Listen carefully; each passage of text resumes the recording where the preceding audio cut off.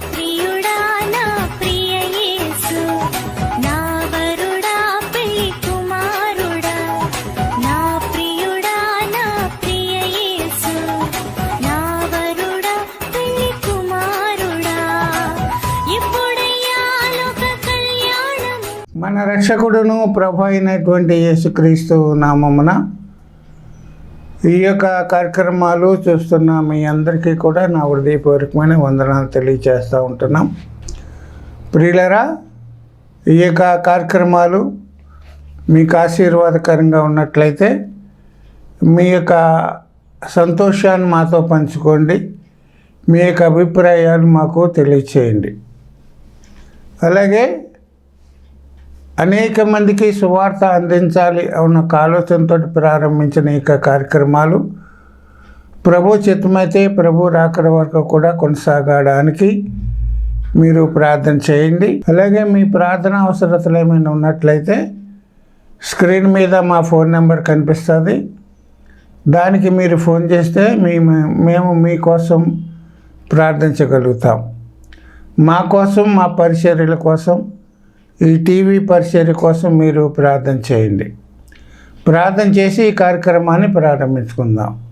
జీవం కలిగిన మా పరలోకపు తండ్రి, నమ్మదగిన దేవా, నీ పరిశుద్ధ నామన స్తోత్రాలు. నీ కృప చేత, ప్రేమ చేత మరోసారి నీ బిడ్డలతో కలిసి సహవాసం చేయడానికి, ఈ యొక్క వాక్యాన్ని మేము ధ్యానం చేయడానికి మీరు మాకు ఇచ్చిన గొప్ప కృపకై నీకు వందనాలు. ఈ సమయంలో మీరే మాతో మాట్లాడండి. నీ బిడ్డలకు కావలసిన వర్తమానం మీరు దయచేయండి. నీ వాక్యమనే జీవాహారాన్ని అందరికీ కూడా పంచిపెట్టమని నజరేయుడైన యేసునామమును అడిగి స్తుతించి ప్రార్థిస్తున్నాం మా తండ్రి, ఆమేన్. ప్రభునందు ప్రియులరా, మీ అందరికీ కూడా క్రిస్మస్ శుభాకాంక్షలు తెలియజేస్తూ ఉంటున్నాం. ప్రియులరా, మరి క్రిస్మస్ సీజన్లో మనం ఉన్నాం. మరి దినవంద యేసు ప్రభువారు పుట్టినటువంటి వేడుకలను ఎంతో ఘనంగా జరిపించుకుంటున్న పరిస్థితులు మనం చూస్తూ ఉంటున్నాం. ప్రియులరా, మరి యేసయ్య ఈ లోకానికి ఎందుకు వచ్చాడో, ఎవరి కోసం వచ్చాడో, ఏ పని నిమిత్తమై వచ్చాడో, ఎవరు పంపించారో ఆ విషయాలన్నీ కూడా మనం జ్ఞాపకం చేసుకుంటూ వస్తున్నాం. ప్రియులరా, మరి చాలామంది ఈ దినాల్లో వారి ఇళ్ళ మీద స్టార్ కట్టడం, నక్షత్రాలు కట్టడం, చర్చిల మీద కూడా నక్షత్రాలు కట్టడం, ఇవన్నీ కూడా మనం చూస్తున్నాం. వాటికి లైటింగ్ పెట్టి మరి చక్కని పరిస్థితులు కూడా అందంగా తయారు చేసిన పరిస్థితులు కూడా మనం చూస్తూ ఉంటున్నాం. గమనించండి, ఎవరు పుట్టారు అనేది కూడా మనం గమనించాలి. లోకంలో యేసయ్య పుట్టాడా, యేసుక్రీస్తు పుట్టాడా, క్రీస్తు పుట్టాడా? యేసు పుట్టాడా, క్రీస్తు పుట్టాడా, యేసుక్రీస్తు పుట్టాడా అనేది కన్ఫ్యూజన్ మీకు ఉండొచ్చు. ఎవరు పుట్టారు? యేసు పుట్టాడా, లేకపోతే క్రీస్తు పుట్టాడా, లేకపోతే యేసుక్రీస్తు పుట్టాడా? వాక్యం ఏం చెప్తుందంటే, జ్ఞానులు హేరోదు దగ్గరికి వచ్చి ఏమంటారంటే, క్రీస్తు ఎక్కడ పుట్టునని వారు అడిగారు. పుట్టింది క్రీస్తు, ఆయనకు యేసు అనే పేరు పెట్టబడింది. యేసు అనే పేరు ఆయన పుట్టకముందే నిర్ణయించబడింది. దేవుడే దేవదూతల చేత నిర్ణయించబడినటువంటి పేరు. బైబిల్లో కొంతమందికి పుట్టుకోకుండానే, జన్మించకుండానే పేర్లు దేవుడు నిర్ణయం చేశాడు. యేసుప్రభు వారికి యేసు అనే పేరు ముందుగానే నిర్ణయం చేసి ఆయన పుట్టిన తర్వాత ఆయనకి యేసు అనే పేరు పెట్టారు. అలాగే ప్రియులరా, బాప్తిసం ఇచ్చే యోహాను కూడా ఏమని పేరు పెట్టారంటే, లూకా సువార్త 1:13 ఆ జకర్యాతోటి దూత చెప్తుంది. అప్పుడు ఆ దూత, భయపడకుము, నీ భార్య అయిన ఎలిజబెత్ నీకు కుమారుని కనును, అతనికి యోహాన్ అని పేరు పెట్టుదువు. బాప్తిసం ఇచ్చే యోహానుకు కూడా ముందుగానే పేరు నిర్ణయించబడింది. ఇది దేవుడు పెట్టినటువంటి పేరు. అలాగే ప్రియులరా, పాత నిబంధన కాలంలో కూడా ఆదికాండం 16:11 ప్రియులరా, ఆ యొక్క హాగరుతోటి మరి దూత చెప్తుంది, యెహోవా దూత, యెహోవా నీ మొర వినెను, నీవు గర్భవతి అయి ఉన్నావు, నీవు కుమారుని కని అతనికి ఇష్మాయేల్ అని పేరు పెట్టుదు. ఇష్మాయేల్ పుట్టకముందే పేరు నిర్ణయించబడింది. గర్భములో ఉండగానే పేరు నిర్ణయించబడింది. అలాగే ఆదికాండం 17:19 అబ్రహాం తోటి దేవుడు చెప్తున్నాడు, నీ దేవుడు నీ భార్య అయిన శారా నీకు ఒక కుమారుని కనును, నీవు అతనికి ఇస్సాకు అని పేరు పెట్టును. అబ్రహాము కుమారుడు ఇస్సాకు కూడా పేరు ముందుగానే ఈ విధంగా కొంతమంది పేర్లు ముందుగా నిర్ణయించడం వల్ల దేవుడు వారి ద్వారా బలమైన కార్యాలు జరిగించాడు. దేవుని మహిమ కోసం వారు వాడబడినట్లుగా మనం చూస్తూ ఉంటున్నాం. గమనించండి ప్రియులారా, మరి గతించిన సంవత్సరం మనం క్రిస్మస్ చేసాం, ఈ సంవత్సరం కూడా మనం క్రిస్మస్ చేస్తున్నాం, వచ్చే సంవత్సరం కూడా మనం క్రిస్మస్ చేస్తాం బ్రతుకుంటే. కానీ మరి గతించిన సంవత్సరానికి ఈ సంవత్సరానికి మన జీవితంలో ఏమైనా మార్పు కలిగిందా? మన జీవితంలో ఏమైనా మార్పు వచ్చిందా?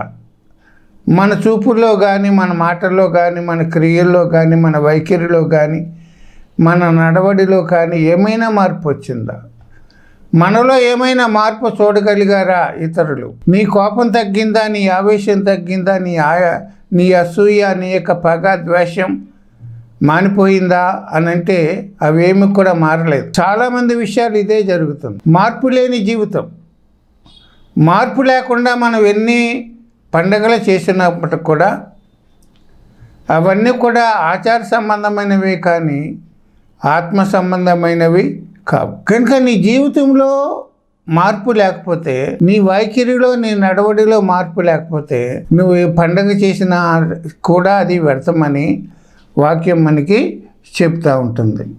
గమనించండి ప్రియులరా, మరి క్రిస్మస్ సీజన్లో ప్రియులరా, మరి చాలామంది వారి ఇంటి మీద మరి నక్షత్రం కట్టుతున్న పరిస్థితులు మనం చూస్తున్నాం. ఇంటి మీద విశ్వాసులు స్టార్ కడుతున్నారు, మందిరాల మీద కూడా మరి స్టార్లు పెడుతున్న పరిస్థితులు మనం చూస్తున్నాం. మందిరాల మీద పెద్ద పెద్ద స్టార్లు పెడుతున్నారు, వేల రూపాయలు ఖర్చు పెట్టి స్టార్లు తయారు చేయించి దానికి లైటింగ్ పెట్టి పెడుతున్న పరిస్థితులు మనం చూస్తున్నాం. అంత మాత్రమే కాదు, మరి రోడ్లు కూడల్లో కూడా, జంక్షన్లో కూడా మరి ఎత్తైన స్థలాల్లో స్టార్లు పెట్టి దానికి లైటింగ్ పెట్టి ఉంటున్న పరిస్థితులు కూడా మనం చూస్తున్నాం. గమనించాల్సింది ఏంటంటే, స్టార్ కట్టకూడదని నా ఉద్దేశం కాదు. స్టార్ కట్టడంలో తప్పు లేదు, కానీ మరి ఏ ఉద్దేశంతో నువ్వు స్టార్ కడుతున్నావు?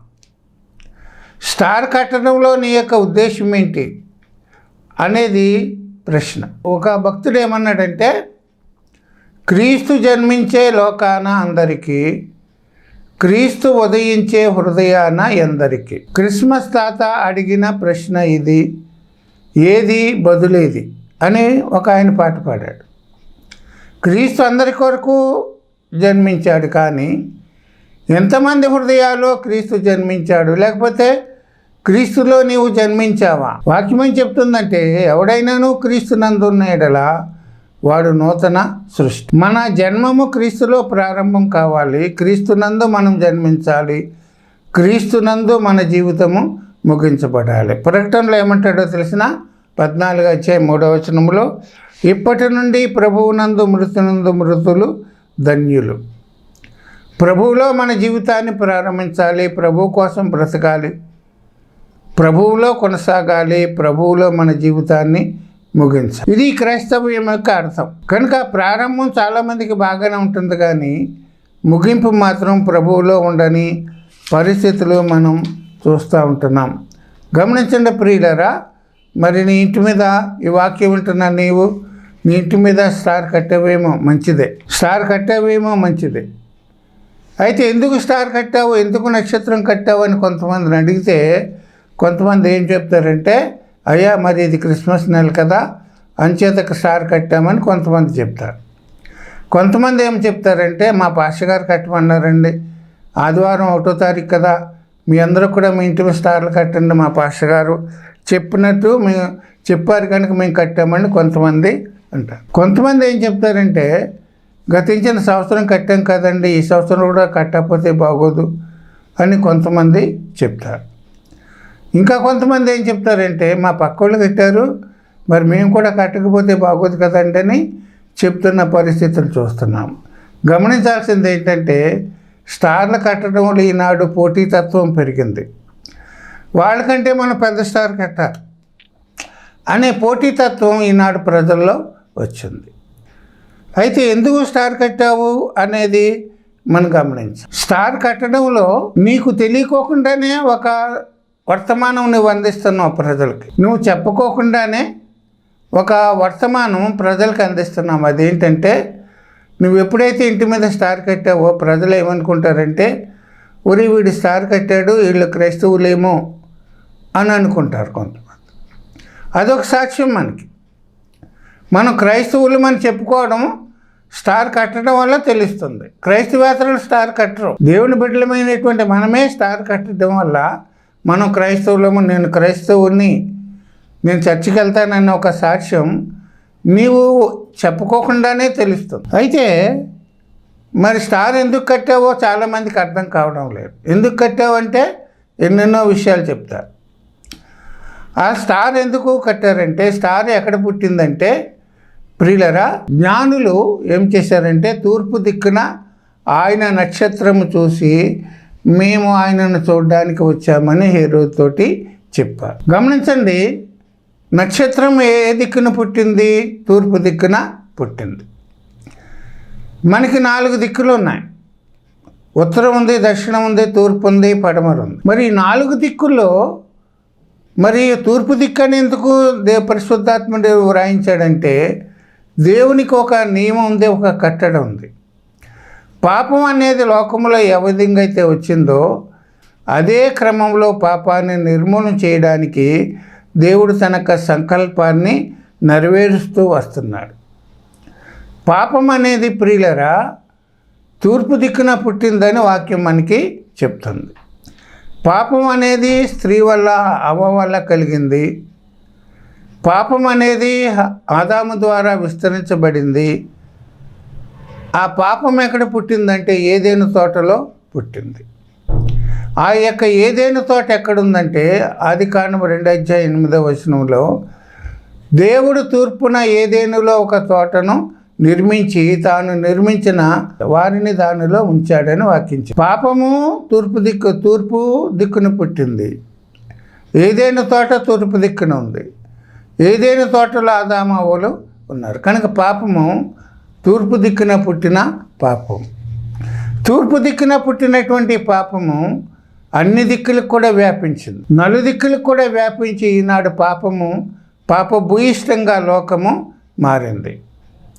అంచేత వాక్యం ఏం చెప్తుందంటే, ఏ భేదము లేదు, అందరూ పాపం చేసి దేవుడు అనుగ్రహించే మహిమను పొందలేకపోతున్నారు. అందరూ పాపం చేశారు. పాపం అనేది అన్ని దిక్కులకు కూడా వ్యాపించింది.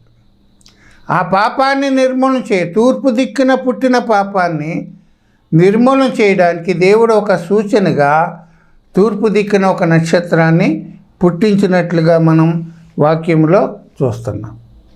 ముళ్ళును ముళ్ళుతోటే తీయమన్నారు, వజ్రాన్ని వజ్రంతోటే కోయమన్నారు. పాపం ఏ దిక్కునైతే పుట్టిందో అదే దిక్కున నిర్మూలన చేయడానికి, పాప విమోచన కార్యం జరిగించడానికి ఒక ఆనవాలు దేవుడు అక్కడ కలిగించాడు. కనుక ప్రియులరా, మరి చరిత్ర ఏం చెప్తుందంటే, యేసయ్య కూడా యెరూషలేము పట్టణానికి తూర్పు వైపున సిలువ వేయబడి మన పాపల నిమిత్తమై చనిపోయిన పరిస్థితి కూడా మనం చూస్తున్నాం.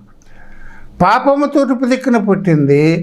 యేసయ్య చనిపోవడం వల్ల మన పాప విమోచన కార్యం జరిగించడం వల్ల అది తూర్పు దిక్కును కూడా జరిగింది. ఆ తూర్పు దిక్కున వచ్చినటువంటి రక్షణ ఈనాడు అన్ని దిక్కులకు కూడా వ్యాపించింది. ప్రపంచమంతా కూడా దేవుని సువార్త అందించబడుతుంది. అనేక మంది రక్షించబడుతున్నట్లుగా మనం చూస్తాం. కనుక ఆ నక్షత్రము బట్టి దిక్కున పుట్టిన నక్షత్రం మరలా తూర్పు వైపునే పాప విమోచన కార్యాన్ని దేవుడు జరిగించి. గమనించండి, మంచిది. ఇప్పుడు ఆ నక్షత్రాన్ని చూసి జ్ఞానులు బయలుదేరారు. బయలుదేరినటువంటి జ్ఞానులు హేరోదు దగ్గరికి వచ్చారు. హేరోదు దగ్గర నుంచి మళ్ళా బెత్లెహేమ్కి వచ్చారు. ఆ నక్షత్రము అది ఆయన నక్షత్రం అని బైబిల్ చెప్తుంది. ఆయన నక్షత్రము కనుక అప్పుడు ప్రస్తావించబడినటువంటి నక్షత్రం మరలా మనకి బైబిల్లో ఎక్కడా కూడా కనపడదు, దాని గురించి వ్రాయబడలేదు. ఆ దినాన్ని ప్రారంభమైనటువంటి ప్రయాణము నక్షత్రం ఎక్కడ ఆగిందంటే, గమనించండి, మత్తయి సువార్త 2:9 వచనంలో, ఇదిగో తూర్పు దేశమున వారు చూసిన నక్షత్రము ఆ శిశువు ఉండిన చోటికి మీదుగా వచ్చి నిలిచి వరకు వారికి ముందుగా నడిచాడు. ఆ నక్షత్రం ప్రయాణం చేస్తూ చరిత్ర ప్రకారంగా నక్షత్రం ఎంత కాలం ప్రయాణం చేసిందంటే సుమారుగా 2.5 సంవత్సరాల పాటు ప్రయాణము చేసింది. తాను నడిచింది, వెనకాల ఉన్న జ్ఞానులకు దారి చూపించింది. సుమారుగా 2.5 సంవత్సరాల పాటు నక్షత్రము నడిచి ఎక్కడ ఆగిందంటే, యేసయ్య ఏ ఇంటిలో ఉన్నాడో ఆ ఇంటి మీద నిలబడి ఆగిపోయింది. యేసయ్య ఉన్న ఇంటి మీద నక్షత్రము నిలిచింది. అంటే నక్షత్రం నిలిచిన చోటు ఏ ఇంటి మీద అయితే నిలిచిందో ఆ ఇంటిలో యేసయ్య ఉన్నాడని అర్థం. కనుక ఈనాడు నువ్వు నక్షత్రాన్ని కట్టావు కనుక నీ ఇంటిలో ఎవరున్నట్టు? నీ ఇంటిలో యేసయ్య ఉన్నట్టు అని అర్థం. నీకు తెలియకోకుండా నీ విషయాలన్నీ కూడా నువ్వు చేస్తున్నావు, అలవాటు కొద్దీ ఆచారం కొద్దీ చేస్తున్నావు. కానీ అసలు విషయం ఏంటంటే, నువ్వు నక్షత్రం కట్టావంటే నువ్వేమి చెప్తున్నావంటే నా ఇంటిలో యేసయ్య ఉన్నాడు. కనుక ప్రియులరా, యేసయ్య అంటే అర్థం ఏంటంటే ప్రేమ, కనికరము, జాలి, అలాగే మరి క్షమించే గుణము, సాత్వికము, సమాధానము, ఇవన్నీ కూడా యేసయ్యలో ఉండేటువంటి లక్షణాలు. మంచితనము, ఇవన్నీ కూడా యేసయ్యలో ఉండే లక్షణాలు. అంటే పైన స్టార్ పెట్టావు, నీ ఇంటిలో యేసయ్య ఉన్నాడా? నీ ఇంటిలో యేసయ్య ఉన్నాడా? నీ ఇంటిలో యేసయ్య ఉన్నాడా లేదో నీకే తెలుస్తుంది. కనుక ప్రియులైన చాలామంది ఇళ్లలో పైన స్టార్ ఉంటుంది కానీ ఇంటిలో వారు ఉంటుంది. ఇంటిలో యుద్ధాలే జరుగుతున్నాయి. తల్లికి బిడ్డకి పడతావు, భార్యాభర్తలకి పడతావు, ఒకరికొకరు కొట్టుకోవడం, దెబ్బలాడుకోవడం, తిట్టుకోవడం, అత్త కోడలకి పడదు, అన్నదమ్ములకి పడదు, అక్క చెల్లెలకి పడదు. పైన స్టారు, ఇంట్లో వారు, ఇంకా కొన్నిళ్ళల్లో బార్ కూడా ఉన్న పరిస్థితులు మనం చూస్తున్నాం. చాలా విచారకరమైన సంగతి. పైన నువ్వేం చెప్తున్నావు? యేసయ్య మా ఇంట్లో ఉన్నాడని చెప్తున్నావు. నీ ఇంట్లో యేసయ్య ఉన్నాడా? యేసయ్య అంటే సమాధానం. నీ ఇంట్లో సమాధానం ఉందా? నీ ఇంట్లో వాళ్ళతో నీకు సమాధానం ఉందా? భార్యాభర్తల మధ్యలో సమాధానం ఉందా? అత్త కోడల మధ్యలో సమాధానం ఉందా? తోటి విశ్వాసుల మధ్యలో సమాధానం కలిగి ఉంటున్నావా? నీ దైవజనుడితో సమాధానం కలిగి ఉంటున్నావా? నీ పొరుగువానితో సమాధానం కలిగి ఉంటున్నావా? ప్రియులరా, గమనించాలి, సమాధానం కలిగి ఉంటున్నావా నీవు? వాక్యం ఏం చెప్తుందంటే అందరితో కూడా సమాధానం కలిగి ఉండాలి. సమాధానము లేదు నీ జీవితంలో, నువ్వు సమాధాన పడడానికి ఇష్టపడడం లేదు. ఒకరికొకరు కొట్టుకోవడం, తిట్టుకోవడం, ఇవే జరుగుతున్నాయి. కానీ సమాధాన పడడం అనేది ఎక్కడా కూడా మనం ఇళ్ళంట్లో చూడం. విచారకరమైన సంగతి ఏంటంటే, ఈనాడు సమాధానం లేకుండానే ఈనాడు చాలామంది క్రైస్తవులు ప్రభు బల్ల దగ్గరికి వస్తున్నారు. తోటి విశ్వాసులతో సమాధానం లేదు, కక్షలు, ఈర్ష్యలు, సమాధానము లేని పరిస్థితుల్లో ఈనాడు విశ్వాసులైన వారు సమాధానం లేకుండానే ఒకరితో ఒకరు సమాధాన పడకుండా ప్రభు బల దగ్గరికి వస్తున్న పరిస్థితులు మనం చూస్తున్నాం. పైన స్టార్ పెట్టావు మంచిదే, కానీ నీ ఇంటిలో సమాధానం ఉందా? నీ భార్యతో సమాధాన పడ్డావా? నిజమే, నీ తప్పేమీ లేదు, అయినా నీ భార్య నిన్ను తిట్టింది, క్షమించి సమాధాన పడ్డావా? నీవు సమాధానపడి ప్రభు బల దగ్గరికి మనము రావాలి. యేసయ్య అంటే అర్థం ఏంటంటే క్షమించే గుణం. నీ శత్రువుని నువ్వు క్షమించావా? నిన్ను దూషించేవారిని నువ్వు క్షమించావా? ఒక్క మాట అంటే 10 మాటలు నువ్వు చదువుతావే, ఒక్క దెబ్బ కొడితే 10 దెబ్బలు నువ్వు కొడతావే. ఇంకా నీ ఇంటి మీద స్టార్ ఎంత పెట్టి ఉపయోగం ఏంటి? గమనించిన ప్రియులారా, క్షమించే గుణం ఉండాలి. దేవుని బిడ్డలేని వారికి క్షమించే గుణము అలంకారం. నీ శత్రువుని క్షమించమన్నాడు దేవుడు, నిన్ను దూషించిన వారిని క్షమించమన్నాడు. యేసయ్య మనకి మాదిరి చూపించాడు. తండ్రి, వీరేమి చేస్తున్నారో వీళ్ళకి తెలియదు కనుక వీరిని క్షమించండి అని యేసయ్య శిలువ మీద ఉండి ప్రార్థన చేశాడు. యేసయ్య క్షమించాడు. వాక్యం ఏం చెప్తుందంటే, ప్రభువు మిమ్మల్ని క్షమించిన ప్రకారంగా మీరును ఒకరినొకరు క్షమించుకోండి. మీరు క్షమిస్తే మీరు క్షమించబడతారు, మీరు క్షమించకపోతే మీరు క్షమించబడరు. క్షమించే గుణం నీలో ఉందా? నీ శత్రువుని ప్రేమిస్తున్నావా? నీ పొరుగువాని ప్రేమిస్తున్నావా? క్షమించావా? ఇవన్నీ లేకోకుండానే ప్రియులరా మనం క్రిస్మస్లు చేసేసుకుంటున్నాం. పండగ ఆచరించేస్తూ ఉన్న పరిస్థితులు మనం చూస్తూ ఉంటున్నాం. యేసయ్య అంటే అర్థం ఏంటంటే సమాధానం. ఈ విధంగా మనం మరి సమాధానము కలిగి ఉండాలి. కనుక నీలో మార్పు ఉండడం లేదు. నీలో మార్పు ఉండడం. నీవు శత్రువును క్షమించలేకపోతున్నావు, క్షమించే గుణం నీకు లేదు. నీ పొరుగువాడిని ప్రేమించలేకపోతున్నాం, బేదలకు సహాయం చేయలేకపోతున్నాం, నీ తోడి విశ్వాసులతో సమాధానం లేదు, నీకు మరి రక్త సంబంధులతో కుటుంబస్తులతో సమాధానం లేదు. ఒకరు నిన్ను ఒక మాట అంటే 10 మాటలు అంటున్నాం. ప్రియులరా, కీడు చేసిన వారికి నీ శత్రువుకి మరలా కీడు చేస్తున్నావు కానీ మేలు చేయడం లేదు. ప్రతీకారం తెచ్చుకోవాలని తత్వమే కానీ నీవు వారికి మేలు చేయాలి, క్షమించాలనే మనసు లేకుండా చేస్తున్నాం. ఇంకా నీలో మార్పు లేకుండా ఇంకా నువ్వు లంచాలు తీసుకుంటున్నాం, నీ ఉద్యోగంలో లంచాలు తీసుకుంటున్నాం, ఇంకా నువ్వు వడ్డీ వ్యాపారాలు చేసి సంపాదిస్తున్నాం. నీలో మార్పు లేకుండా ఎన్ని క్రిస్మస్లు నువ్వు చేసినా అవి వ్యర్థమైన వాక్యం మనకి చెప్తుంది. గమనించండి, పండగ మనం చేసుకోవాలి కానీ యేసుప్రభువు వారు కూడా వాడుక కొద్దీ పండగ ఆచరించాడు. పండగ ఎలా చేయాలంటే 1 కొరింథీ పత్రిక 5:8 గనుక పాతదైన పులిపిండితోనైనను దుర్మార్గతయు దుష్టత్వము అను పులిసిన పిండితోనైనను కాకుండా. పులిసిన పిండితో మన పండగ ఆచరించకూడదు. పులిసిన పిండి అంటే ఏం చెప్తుంది వాక్యం? దుర్మార్గము దుష్టత్వము. దుర్మార్గము దుష్టత్వము అను పులిసిన పిండితో కాక నిష్కాపట్యము సత్యము అను పులియని రొట్టెతో పండుగ ఆచరింతాము. పులియని రొట్టెతో పండుగ ఆచరించాలి. పులిసిన పిండి పాపానికి సాదృశ్యంగా ఉంది. పులియని రొట్టెతో పండగ మనం ఆచరించాలి. పండగ మనం ఆచరించాలి. ఆచరించడం వల్ల ప్రజలకు మనం ఏమి తెలియచేస్తున్నాం? పులియని రొట్టెతో మన పండుగ ఆచరించాలి. ఈ క్రిస్మస్ పండుగ మనం ఆచరించడం ద్వారా ప్రజలకి మనం ఎటువంటి మెసేజ్ ఇస్తున్నాం, ఏ వర్తమానం వారికి అందిస్తున్నాం అనేది గమనించాలి.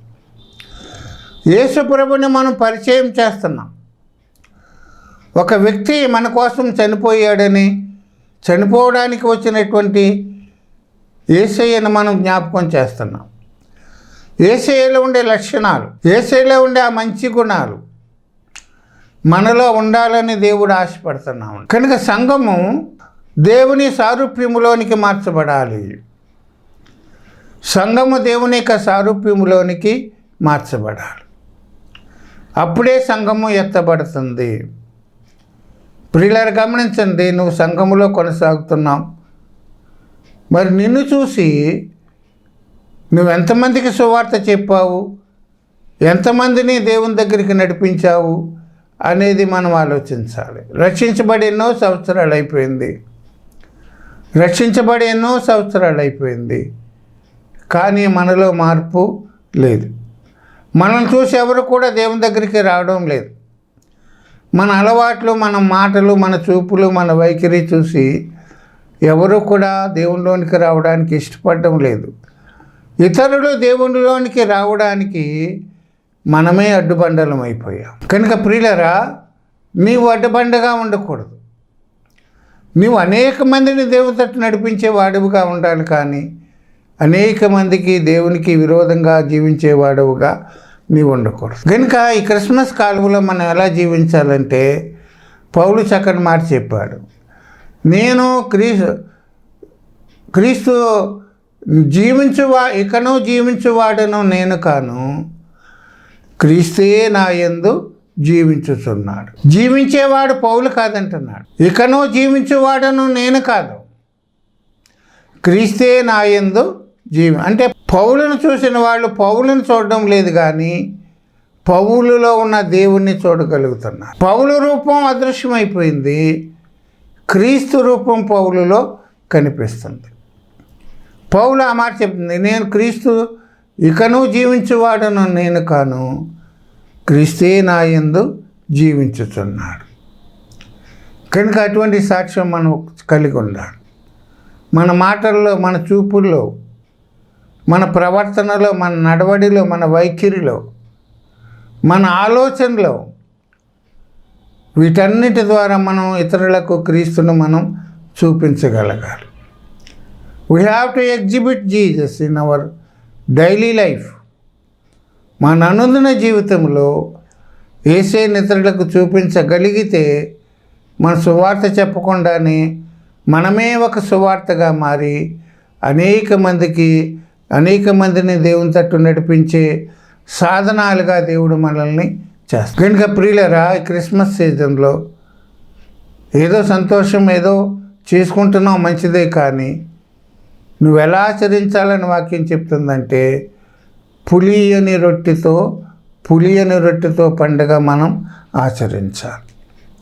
పులిసిన పిండితో మనం పండుగ ఆచరిస్తే, గత సంవత్సరం లాగా ఇలా కూడా మనం చేస్తే దానివల్ల ప్రయోజనం ఉండదు, కానీ ఖర్చు తప్ప, సమయము, ధనము ఖర్చు, శక్తి ఖర్చు తప్ప ఏమీ కూడా మనకి ప్రయోజనము ఉండదు.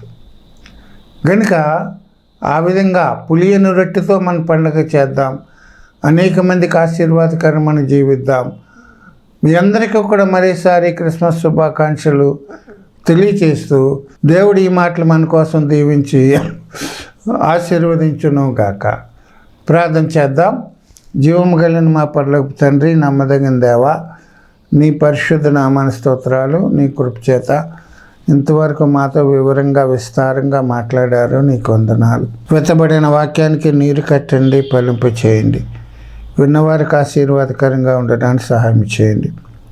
మేము కూడా అనేక మందికి మాదిరికరమైన జీవితం నక్షత్రము వలె మేము నడుస్తూ అనేక మంది నడిపించేవారంగా, మేము వెలుగుతూ అనేక మందికి అన్ని వెలిగించేవారిగా మేము ఉండడానికి సహాయం చేయండి. ప్రభా, నక్షత్రం ఏ విధంగా అయితే జ్ఞానులను యేసయ్య దగ్గరికి నడిపించిందో మేము కూడా అనేక మందిని నీ తట్టు నడిపించవలెలాగా సహాయం చేయండి. వెతబడిన వాక్యానికి నీరు కట్టండి, ఫలింప చేయండి. ప్రభా, మరి క్రిస్మస్ సీజన్లో మేము పండుగ ఎలాగ ఆచరించాలో మాకు తెలియచేశారు. పులిసిన పిండితో కాదు, కానీ పులియని రొట్టెతో పండుగ ఆచరించాలని చెప్పి నూతన మనస్సుతోటి, నూతనాత్మ కలిగి మా మార్పు కలిగిన జీవితాలతో మేము పండుగ ఆచరించడానికి సహాయం చేయండి. వాక్యం వింటున్న వారందరినీ మీరు దీవించండి. వారిలో బలహీనుల్ని మీరు జ్ఞాపకం చేసుకోండి. ప్రభు, ఆయా స్థలాల్లో జరుగుతున్న క్రిస్మస్ కార్యక్రమాలన్నిటిని బట్టి నీకు వందనాలు. నీకు మహిమకరంగా జరిగించుకోండి. జరిగే కార్యక్రమాల ద్వారా కొన్ని ఆత్మలు రక్షించబడడానికి సహాయం చేయండి. నీ మహిమార్థమై క్రిస్మస్ కార్యక్రమాలన్నీ కూడా జరగడానికి నీ కృప దయచేయమని, నీ చిత్తమైతే మరోసారి కలుసుకోవడానికి నీ కృప దయచేయమని యేసునామం అడిగి స్తుతించి ప్రార్థిస్తున్నా మా తండ్రి, ఆమేన్. మీ అందరికీ నా హృదయపూర్వకమైన వందనాలు.